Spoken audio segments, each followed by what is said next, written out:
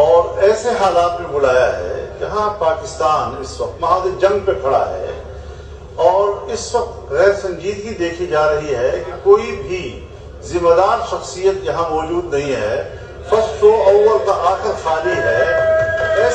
اس مشکل وقت میں بھی ہمارے ایوان میں میرے خیال میں نہ تو کوئی سنجیدگی ہے، نہ حکومت اس کی طرف کوئی توجہ دے رہی ہے، اور نہ ہمارے ملک کی اس مخصوص حالات کا کوئی سنجیدگی سے نوٹس لے رہی ہے۔ تو اس لیے میں کم از کم ایوان سے جانا چاہتا ہوں اور اس ایوان کا مزید حصہ نہیں بننا چاہتا۔ پاکستان اس وقت ایک انتہائی نازک اور حساس دور سے گزر رہا ہے، اور ہندوستانی جارحیت اس وقت پاکستان کی سلامتی کے لیے مسئلہ بنانے کی کوشش کر رہا ہے، لیکن اس تمام تر یکجہتی کے باوجود آج جب پارلیمنٹ کا قومی اسمبلی کا اجلاس بلایا گیا، لیکن وزیر اعظم سے لے کر وزیر خارجہ، وزیر دفاع یا کوئی بھی ذمہ دار منسٹر آج ایوان میں موجود نہیں تھا، اور پھر اس کے بعد بانسری کس کے سامنے بجائیں؟ کیا فائدہ ہوگا اس کا کہ کوئی یہاں پر پارلیمنٹ کو بتانے والا کوئی نہیں، حالات سے آگاہ کرنے والا کوئی نہیں، جواب دینے والا کوئی نہیں۔ داخلی طور پر بھی ہم اس وقت ابھی ایک دوسرے پر تنقید اور جواب تنقید کے دائرے سے نہیں نکل سکے۔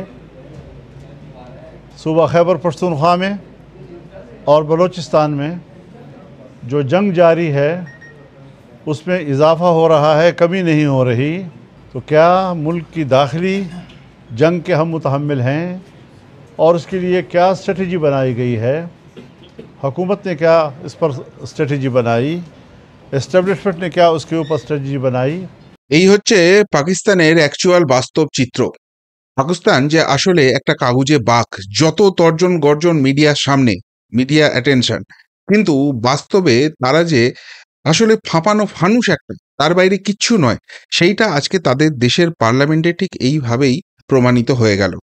আমরা অনেক বড় বড় কথা পাকিস্তানের তরফ থেকে শুনেছিলাম, বলেছিল না হিন্দুর জল যদি ভারত বন্ধ করে দেয় সেটাই আসলে যুদ্ধের ইঙ্গিত, পাকিস্তানের কড়া জবাব দেবে। বন্ধ করে দিয়েছে ভারত। কি করেছে পাকিস্তান এখনো অবধি?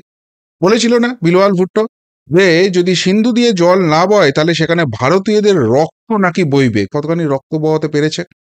বলেছিল ভারতের দিকে 130টা পারমাণবিক মিসাইল তারা তাক করে রেখেছে, ভারত যদি বেশি চিৎকার চেঁচামেচি করে তাহলে ওই পরমাণু বোমা দিয়ে ভারতবর্ষকে উড়িয়ে দেবে, কাশ্মীর দখল করে নেবে, দিল্লি দখল করে নেবে। অনেক ফুটানি করছে। আর আজকে আজকে পাকিস্তানের প্রধানমন্ত্রী, স্বরাষ্ট্রমন্ত্রী, প্রতিরক্ষা মন্ত্রী কেউ পার্লামেন্টের সামনেই আসতে ভয় পাচ্ছে, কেউ আসতে পারছে না সেখানে। দেশের জনগণকে, দেশের সাংসদদের প্রশ্নের উত্তর দিতে অব্দি তারা ভয়ে কাঁপছে। আর এদিকে ভারতবর্ষ কি করছে? ভারতবর্ষ ইতিমধ্যেই ভারতের প্রধানমন্ত্রী সর্বদল বৈঠক সেরে ফেলেছেন। বিরোধী দলনেতা রাহুল গান্ধীর সঙ্গে গতকাল সন্ধ্যেবেলায় আলাদা করে বৈঠক করে ফেলেছেন। নিয়মিতভাবে তিনি আমাদের দেশের যে 3 বাহিনী রয়েছে তাদের প্রধান, যিনি সর্বপ্রধান রয়েছেন সেই বাহিনীর সর্বপ্রধানের সঙ্গে বৈঠক করছেন, ন্যাশনাল সিকিউরিটি অ্যাডভাইসারের সঙ্গে বৈঠক করছেন, বিভিন্ন কূটনৈতিক যে ব্যাপার রয়েছে সেইগুলো দিয়ে ঘুঁটি সাজাচ্ছে। ভারতবর্ষ কিন্তু পুরোপুরি তৈরি হচ্ছে। আর সেই জায়গায় পাকিস্তানের ঠিক এতখানি ছন্নছাড়া ছবি। এই যে যাকে দেখতে পাচ্ছেন ভিডিওতে, এর নাম হচ্ছে মৌলানা ফজলুর রহমান। পাকিস্তানের একটা কট্টরপন্থী দল আছে জমিয়তে উলেমা ইসলাম, সেই দলের সাংসদ। তো আজকে পাকিস্তানে এখন সংসদ অধিবেশন চলছে। তো ভারতের সঙ্গে যে যুদ্ধকালীন অবস্থা হয়েছে এবং ভারত যে কোনো মুহূর্তে আক্রমণ করতে পারে, তার থেকেও বড় কথা পাকিস্তানের মধ্যেই কিন্তু ভয়ঙ্কর গৃহযুদ্ধ চলছে।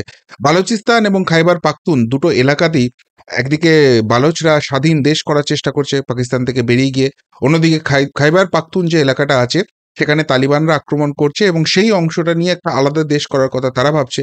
অন্যদিকে পিওকে, পাক অকুপাইড কাশ্মীর যেটা রয়েছে যেটা ভারতবর্ষের অবস্থান, ভারতবর্ষের জায়গা, যারা ইল্লিগালি পাকিস্তান সেটাকে দখল করে রেখেছে, সেখানে কিন্তু ভারত ক্রমশ চাপ বাড়াচ্ছে।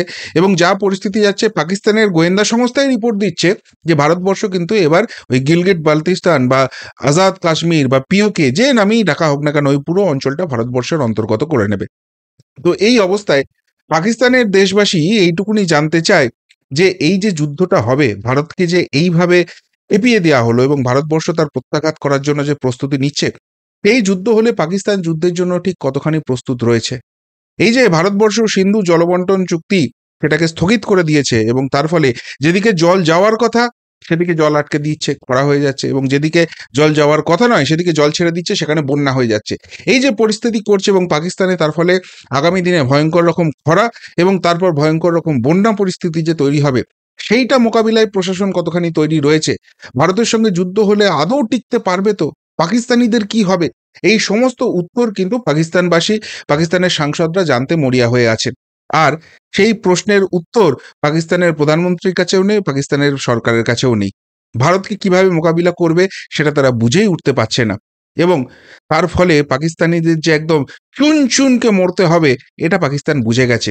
আর সেই জন্য সংসদে গিয়ে তাদেরকে ফেস অবধি করতে পারছে না। এই হচ্ছে পাকিস্তানের বাস্তব চিত্র। আমরা যারা ভারতবাসী, যারা অধৈর্য হয়ে পড়ছি, বারবার একটাই প্রশ্ন করছি যে কেন এখনো আক্রমণটা হচ্ছে না, কেন পাকিস্তানকে গিয়ে মাটিতে গুঁড়িয়ে দেওয়া হচ্ছে না। হ্যাঁ, সেটা হবে, হবে। বিভিন্ন যারা সেনাবাহিনীর সঙ্গে যুক্ত, যারা প্রাক্তনী, তারা যেসব ইঙ্গিত দিচ্ছেন, যখন হবে, যেদিনকে হবে, একদম ফাইনাল অপারেশন হবে এবং খুব বেশি হলে 3 থেকে 4 দিন, তার মধ্যেই সমস্ত কিছু হয়ে যাবে। কিন্তু সেই মাহেন্দ্রক্ষণ এটা সেনাবাহিনীরাই ঠিক করবে, নেভি ঠিক করবে, এয়ারফোর্স ঠিক করবে, তাদের উপরই প্রধানমন্ত্রী সব দায়িত্ব ছেড়ে দিয়েছেন। কিন্তু ভারতবর্ষের প্রশাসন অর্থাৎ নরেন্দ্র মোদী সরকার যেটা করতে পারে, কূটনৈতিক যুদ্ধ, অর্থনৈতিক যুদ্ধ, সাইবার যুদ্ধ, সেইগুলো কিন্তু পুরো দমে চলছে এবং সেই জায়গাটাতেই পাকিস্তানের ঠিক এই হাঁড়ির হাল অবস্থা হয়ে গেছে। এইদিকে যখন পাকিস্তান পার্লামেন্টে এরকম হুলস্থুল কাণ্ড হচ্ছে, সেখানে কার্যত গৃহযুদ্ধ বেঁধে গেছে এবং থরহরি কম্প অবস্থা রয়েছে এবং পাকিস্তান সরকার কতখানি ব্যাকফুটে আছে গোটা বিশ্বের সামনে সেটা এস্টাবলিশ হয়ে যাচ্ছে, তখন আরও দুটো খুব ইন্টারেস্টিং ঘটনা আজকে পাকিস্তান নিয়ে ঘটেছে। একটা পাকিস্তানের মধ্যেই ঘটেছে, বুক চাপড়াচ্ছে ইসলামাবাদ, মেনে নিল মিটিংয়ে চেনা বস্ত্রে আবু পাক। বারবারই আমাদের বলা হচ্ছে না যে ওই জল ছেড়ে কি হবে, আমাদের এখানকার সর্বজ্ঞানী তোলামুলিগুলো প্রশ্ন তুলছে না যে জল আটকে জল ছেড়ে ওইসব করে কি হবে, যুদ্ধ করুক। দেখুন, যুদ্ধ হবেই। আবারও বলছি, আমাদের একজন বিএসএফ এর জওয়ান কিন্তু পাকিস্তানের কবজায় আছে, বিভিন্নভাবে তাকে ফিরিয়ে আনার চেষ্টা করা হচ্ছে, কিন্তু সেটা এখনো সাকসেসফুল হচ্ছে না। কেননা পাকিস্তান জানে ওটাই তাদের প্রাণ ভোমরা। এই জওয়ান যতদিন আছে, ভারতবর্ষ যদি আক্রমণ করে তাকে প্রাণটা দিতে হবে। এবং পাকিস্তান যেরকম নেমক হারামের দল, তাতে ওই ওই যাত্রাকে বিশ্বাস করা যায় না। ভারতবর্ষ এই জায়গাটাকে ফিরিয়ে আনার শুধুমাত্র চেষ্টা করছে। আর সেইটার জন্যই ভারতবর্ষ এখনো সেই ফুল ফ্লেজের যে অ্যাটাক সেটা শুরু করতে পারছে না। আর পাকিস্তানও খুব ভালো করে জানে যে এইটা এইটা ফেরত দিয়ে দিলেই কিন্তু ভারতবর্ষ আর তারপর রেয়াত করবে না। ফলে সেই জায়গাটাই হচ্ছে যখন ভারত চাপ বাড়ানোর চেষ্টা করছে এবং তার একটা অন্যতম অস্ত্র হচ্ছে এই সিন্ধু জলবন্টন চুক্তি স্থগিত করে দেওয়া। একদিকে খরা, একদিকে বন্যা পরিস্থিতি। এবার এই নিয়ে পাকিস্তানে যে কি হাহাকার তৈরি হয়ে গেছে, আজকে তাদের একটা মিটিং ঘিরেই কিন্তু সেইটা স্পষ্ট হয়ে গেছে। রিপোর্টে বলছে, সিন্ধু জলবন্টন চুক্তি বাতিল করার পরে কি ধরনের প্রভাব পড়তে শুরু করেছে পাকিস্তানে, সেটাই সামনে এলো। ইন্দাস রিভার সিস্টেম অথরিটি বা IRSA তাদের প্রেস বিজ্ঞপ্তিতে জানিয়েছে যে IRSA অ্যাডভাইজারি কমিটি মিটিং হয়েছে 5ই মে 2025, মানে গতকাল। এবং সেখানে সেই মিটিংয়ে যেটা কনক্লুশন এসেছে, সেখানে মিটিংয়ের নোট যেটা তারা প্রকাশ করেছে, যে সব মিলিয়ে এবারের যা আবহাওয়ার ফোরকাস্ট ছিল, তাতে করে প্রায় 21% জলের ঘাটতি হবে যদি চেনাব নদীতে জল স্বাভাবিক হয়।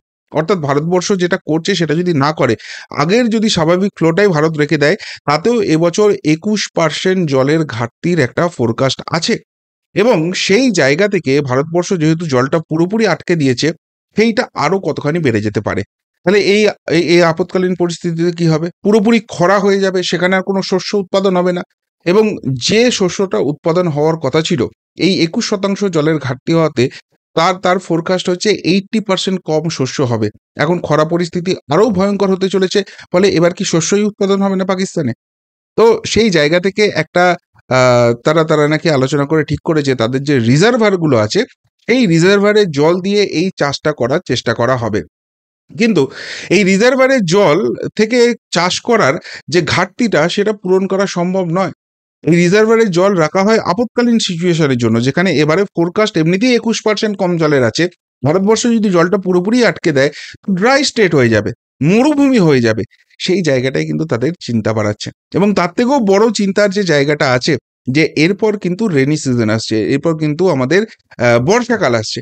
এবং সেই বর্ষাকালে যদি ভারতবর্ষ এবারে আগাম কোনো প্রস্তুতি না জানি যদি জলটা ছাড়তে শুরু করে, এবং ভারত যা শুরু করেছে সেটা করবেই, তাহলে একে তো শস্য উৎপাদন 80% কম হবে, মানে পাকিস্তানে একটা ভয়ঙ্কর রকমের খরা পরিস্থিতি তৈরি হচ্ছে। এবার যদি সত্যি বন্যাটা হয়, তাহলে সেটা শূন্যে পৌঁছে যাবে। তাহলে পাকিস্তানের আর্থিক অবস্থাটা কি থাকবে, পাকিস্তানিদের খাদ্যটাও জুটবে না। সেইটা নিয়ে কিভাবে সামলানো যায় সেই নিয়েই কিন্তু এবার মিটিং করছে, কিন্তু কোনো সুরাহা, কোনো ফোরফ্রন্টের কোনো ফ্রুটফুল রেজাল্ট তারা কিন্তু সামনে আনতে পারছে না। এদিকে পাকিস্তানের মধ্যে যখন এই ধরনের অবস্থা হচ্ছে, তখন ভারত, ওই বললাম না, কূটনৈতিক গেম খেলছে। সেখানেও কিন্তু মারাত্মক ধাক্কা খেয়েছে আজকে পাকিস্তান। পহেলগাঁও নিয়ে নিরাপত্তা পরিষদে কাঁচা খোলা পাকিস্তান, লস্করের সঙ্গে সম্পর্ক কি? জবাবে নিরুত্তর। পাকিস্তান যেটা বারবারই করার চেষ্টা করছিল, সেটা হচ্ছে এই পেহেলগাঁও ইস্যুতে তাদের কোনো রকম কোনো সম্পর্ক নেই, এখানে কোনো জঙ্গি হানা হয়নি, উল্টে ভারতবর্ষই তাদের তৈরি করা একটা ফলস জঙ্গি অ্যালার্ট দিয়ে এদেরকে খুন করিয়েছে এবং তারপর পাকিস্তানকে বদনাম করার চেষ্টা করছে। এই থিওরিটা পাকিস্তান এস্টাবলিশ করতে চায় এবং সেই জন্য বারবারই তারা এই এই ধরনের একটা মিটিং যাতে জাতিসংঘে হয়, ইউনাইটেড নেশনসে হয়, সেটা করার তারা চেষ্টা করছিল। তো আজকে যেটা জাতিসংঘ করেছে, রাষ্ট্রসংঘ করেছে, যে ভাই এক কাজ করো, যেটা নিরাপত্তা পরিষদ আছে রাষ্ট্রসংঘ, সেই নিরাপত্তা পরিষদের একটা ক্লোজ ডোর মিটিং করো। এবং সেই ক্লোজ ডোর মিটিংয়ে সব দেশের প্রতিনিধিরাই ছিল। সেখানে পাকিস্তান এই থিওরি আবারও সামনে নিয়ে আসার চেষ্টা করে এবং গুলিয়ে দেওয়ার চেষ্টা করে যে তারা নাকি সন্ত্রাসবাদের বিরুদ্ধে লড়ছে এবং ভারতবর্ষই এই সন্ত্রাসবাদটা করে পাকিস্তানকে বদনাম করছে, এই থিওরি নিয়ে আসে। ভারতবর্ষ কোনো মুখ খোলেনি। এইবার ওই পরিষদে যারা ছিলেন, নিরাপত্তা পরিষদে বাকি দেশের যে সদস্যরা ছিলেন, তারা একটাই প্রশ্ন করেন যে পেহেলগাঁওয়ে যে অ্যাটাক হয়েছে সেটা ভারতবর্ষ আমাদের কাছে এখন অবধি যা প্রুফ দিয়েছে, আমাদের কাছে সেই জায়গাটাই স্পষ্ট হয়ে গেছে যে এটা সন্ত্রাসবাদের ফল, এটা জঙ্গি হামলার ফল। তোমাদের এই রিপোর্টটাকে ক্রস করার জন্য, এই রিপোর্টটাকে ওভাররাইড করার জন্য কি কোনো প্রুফ আছে? পাকিস্তান চুপ করে থাকে, কোনো উত্তর দিতে পারে না। এইবার সেকেন্ড যে কোয়েশ্চেনটা করা হয় সেটা হচ্ছে যে এই জঙ্গি হানা যে হয়েছে, এই জঙ্গি হানার পরই লস্করের ছায়াসঙ্গী টিআরএফ তারা একটা দাবি করেছিল সোশ্যাল মিডিয়া পোস্টে যে এই হামলার দায় তাদের। কিন্তু পরবর্তীকালে তারা জানিয়েছে যে এটা নাকি ভারতের যারা নিরাপত্তার সঙ্গে যুক্ত রয়েছে, ভারতের যারা সাইবার ক্রাইমের সঙ্গে যুক্ত রয়েছে, তারা নাকি তাদের সোশ্যাল মিডিয়া হ্যান্ডেল হ্যাক করেছে এবং হ্যাক করে সেখানে এই পোস্টটা করে দিয়েছে। তো সেই জায়গা থেকে তোমরা কি কোনো প্রুফ এখনো অবধি দিতে পারবে?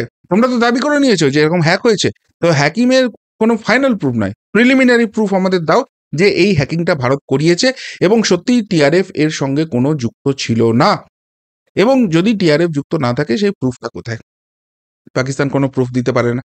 তখন পাকিস্তানকে থার্ড কোয়েশ্চেন করা হয় নিরাপত্তা পরিষদ থেকে যে তাহলে এই যে লস্কর তো একটা ব্যান্ড অর্গানাইজেশন, তারা যে সন্ত্রাসবাদী সংগঠন সেটা সারা বিশ্বে ব্যান হয়ে গেছে, সুতরাং তাদের ছায়াসঙ্গী হিসেবে এই টিআরএফ করেছে এবং ভারতবর্ষ প্রমাণ দিয়েছে যে এই ঘটনাগুলো ঘটেছে। তোমরা তার এগেনস্টে কোনো প্রমাণ দিতে পারছো না যে এটা ওই টিআরএফ করেনি এবং ভারতবর্ষই করিয়েছে।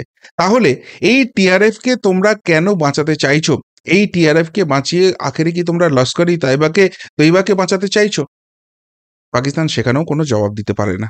এবার এই পরিস্থিতিতে নিরাপত্তা পরিষদ পরিষ্কারভাবে বলে দেয় যে আমরা সর্বসম্মতভাবে যুদ্ধের বিরুদ্ধে, আমরা চাইবো দুই দেশের মধ্যে যুদ্ধ না লাগুক। কিন্তু ভারতবর্ষ যে দাবিগুলো করছে যে এখানে সন্ত্রাসবাদের যে জনক সেটা হচ্ছে পাকিস্তান এবং সন্ত্রাসবাদটাকে ভারতবর্ষকে তোমরা অ্যাটাক করছো, এই দাবি ভারতবর্ষ জানাচ্ছে। এবং তোমরা বলছো তোমরা সন্ত্রাসবাদের বিরুদ্ধে লড়েছো, এত বিলিয়ন খরচ করেছো, তো যে খরচটা করেছো কোথায় কোথায় কোন খাতে খরচ করেছো এবং তার কি সাকসেস পেয়েছো সেই রিপোর্ট কি তোমরা জমা দিতে পারবে? পাকিস্তান সেই প্রশ্নের উত্তরেও চুপ থাকে। তখন পাকিস্তানকে পরিষ্কারভাবে জানিয়ে দেওয়া হয় তোমরা একটা নিরপেক্ষ সংস্থাকে দিয়ে তদন্ত করাতে চাইছো তো যে এটার সঙ্গে কোনো যোগ নেই। এক কাজ করো, তার মানে তোমরা এখনই ইনভেস্টিগেশন করে বার করে ফেলেছো যে এই ঘটনার সঙ্গে তোমাদের যোগ নেই। সেই সমস্ত প্রুফ তোমরা ভারতবর্ষের হাতে তুলে দাও, নিরাপত্তা পরিষদেও আসার দরকার নেই, সেই সমস্ত প্রুফ তোমরা ভারতবর্ষের হাতে তুলে দাও।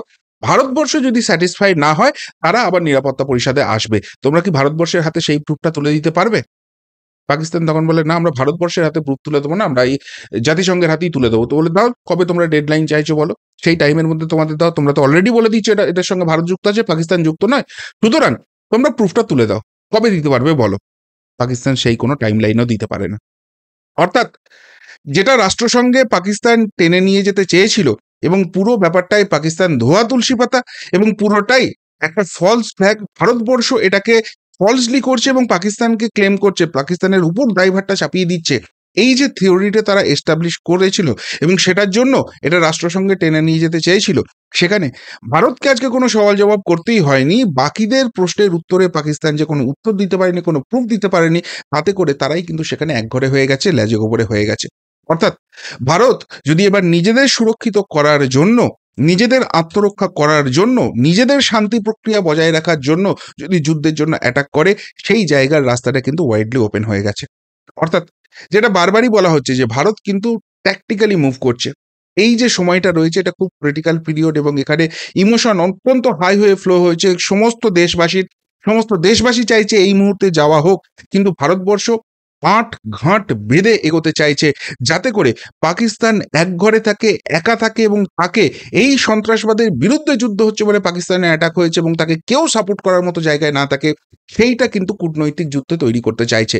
এবং সেখানে আজকে প্রথম দিনেই কিন্তু পাকিস্তান কার্যত কোণঠাসা হয়ে গেছে, যেটা কিন্তু বিশাল বড় একটা কূটনৈতিক জয়। একদিকে নিজেদের দেশের পার্লামেন্টকে ফেস করতে পারছে না পাকিস্তানের প্রশাসন, একদিকে ভারত যে সিন্ধু জলচুক্তিটা স্থগিত করেছে তার যে কি অ্যান্টিডোট হবে, কিভাবে বাঁচবে, সেই জায়গাটা বার করতে পারছে না। অন্যদিকে তাদের শেষ ভরসার জায়গা রাষ্ট্রসংঘ, ইউনাইটেড নেশনসে ভারতের নামে সবটা চালিয়ে দেওয়া আর নিজেদের পিঠটা বাঁচানো, সেখানেও কিন্তু তারা নিজেরাই ফলস ফ্ল্যাগ খেয়ে গেছে। ঠিক এতখানি বেকায়দায় আজকে দিনের শেষে পাকিস্তান। সুতরাং সুতরাং খেলা কিন্তু জমছে, এবং নরেন্দ্র মোদী ভারতবর্ষের প্রধানমন্ত্রী যে দাবিটা করেছেন যে সন্ত্রাসবাদকে মাটিতে মিশিয়ে দেওয়ার সময় এসছে, সেই যুদ্ধ ভারতবর্ষ করছে। হয়তো সামনে গোলাগুলি দেখা যাচ্ছে না, কিন্তু সন্ত্রাসবাদের জনক পাকিস্তান, তারা তারা বুঝতে পারছে তাদের উপর ঠিক কি ট্রিটমেন্টটা নরেন্দ্র মোদী সরকার চালাচ্ছে। কি বলবেন পাকিস্তানের এই হাঁড়ির হাল নিয়ে? যদি কিছু বলার থাকে অবশ্যই কমেন্ট বক্সে কমেন্ট করে জানাবেন। এখনকার মতো এখানেই শেষ করলাম, ফেরত আসছি নতুন প্রতিবেদন নিয়ে খুব তাড়াতাড়ি। ভালো থাকবেন, সাথে থাকবেন, পাশে থাকবেন। নমস্কার।